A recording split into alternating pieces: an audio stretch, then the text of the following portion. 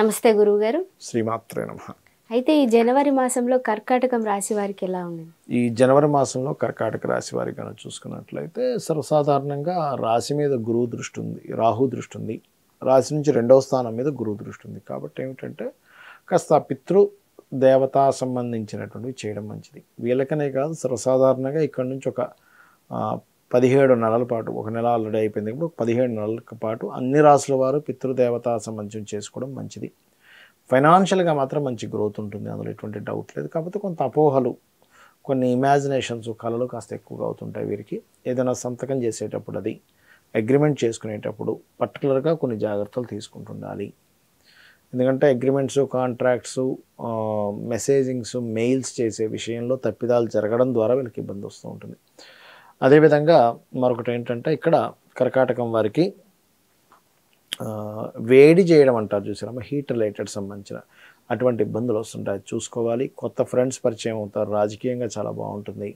సంతానం కోసం ప్రయత్నం చేసేటువంటి వారికి సంతాన అభివృద్ధి యోగము, సంతాన యోగము కలిగే సమయం నడుస్తుంది ప్రజెంట్ కర్కాటకం వారికి. శత్రువుపై జయం ఉంటుంది, ఎందుకంటే 6వ స్థానంలో రవికుజులు ఉన్నారు కాబట్టి శత్రువుపై జయం అనేటువంటిది ఖచ్చితంగా లభిస్తుంది. వీరికి ప్రత్యేకంగా రెండవ వివాహం కోసం ప్రయత్నం చేసేటువంటి వారికి ఖచ్చితంగా రెండవ వివాహ యోగం అనేటువంటిది ఇక్కడ సఫలీకృతం అవుతుందని చెప్పి చూపిస్తుంది. అదేవిధంగా కొంత సీక్రెట్గా కొన్ని నడిపించడం జరుగుతుంది ఈ సీక్రెట్ సైన్లో 2 గ్రహాలు ఉన్నందుకు. మరియు కర్కాటకం రాశి వారికి కనుక చూసుకున్నట్లయితే కొంతమందికి ట్విన్స్ కలిగే యోగం వల్ల ఉంటే ఇప్పుడు ఇంకా బాగా యోగిస్తుంది, ఎందుకంటే 2 గ్రహాలు ఉన్నాయి ఇక్కడ, ఈ గ్రహాలను తీసుకుంటారు.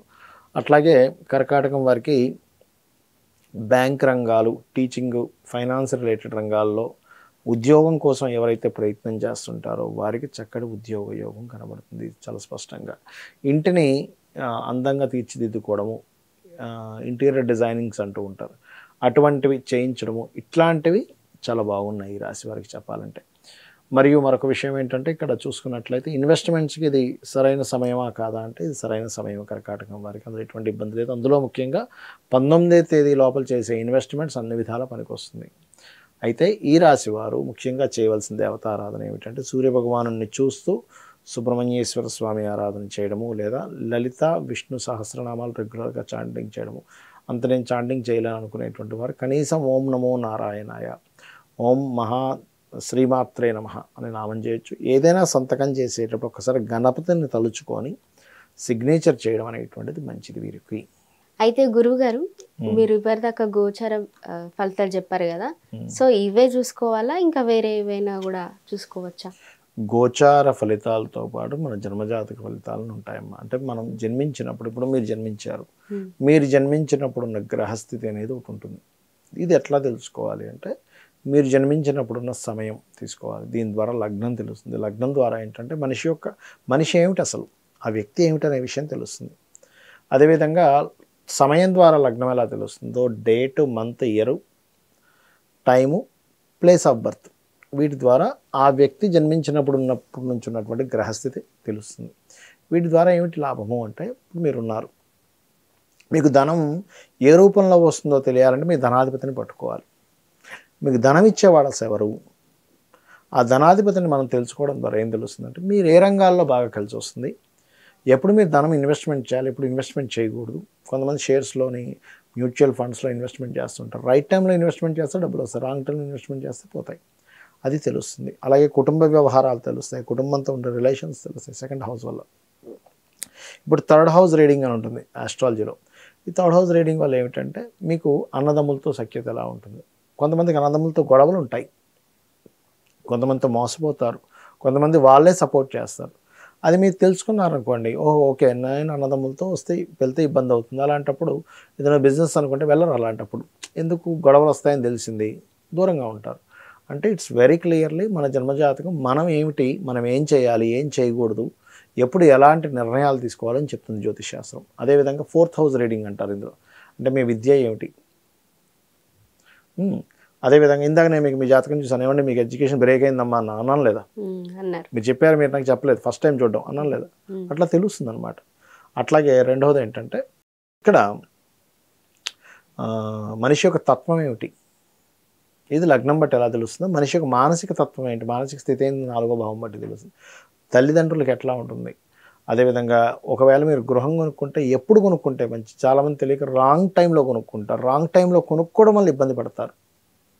రైట్ టైంలో కొనుక్కోవాలి, రైట్ డైరెక్షన్లో. అన్ని డైరెక్షన్స్ మంచివే, ఒక్కొక్క పేరుని బట్టి ఒక్కో డైరెక్షన్ మంచిది. వాస్తంతా మంచిదే కానీ ఎవరికి ఏది పనికి వస్తుందని తెలుసుకోవాలి. ఎలాంటి సింపుల్ ఎగ్జాంపుల్, బ్లడ్ గ్రూప్స్ ఉంటాయి. రక్తం అంతా ఎర్రగానే ఉంది కానీ ఏ రక్తం పడితే ఆ రక్తం ఎక్కించుకుంటామా? ఎక్కించుకోము. ఎందుకు?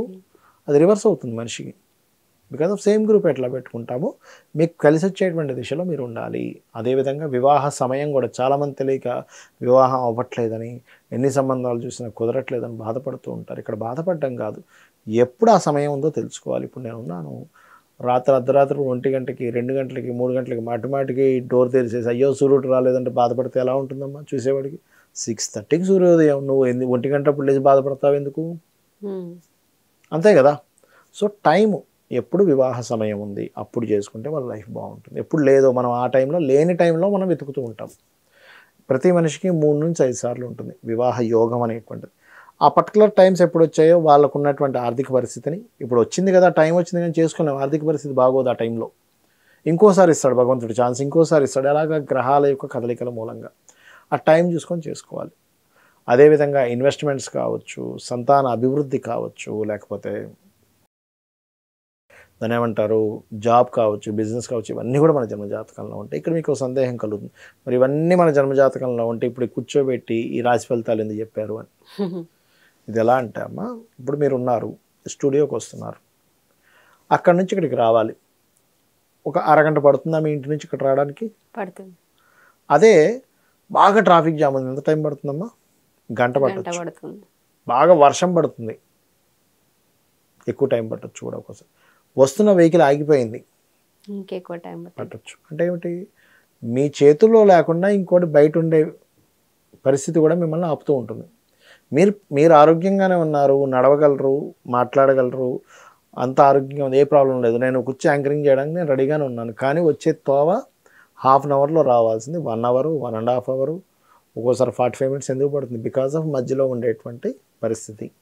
ఈ పరిస్థితిని ఇలా ఉంది కాబట్టి, బయట బాగా వర్షం పడుతుంది కాబట్టి, లేకపోతే బయట ఎక్కువ ట్రాఫిక్ ఉంటుందేమో కాబట్టి నేను ఒక అరగంట ముందు బయలుదేరుతానని మీరు డిసైడ్ అయితే టైంకి రాగలుగుతారు, అదర్వైజ్ రాలేరు.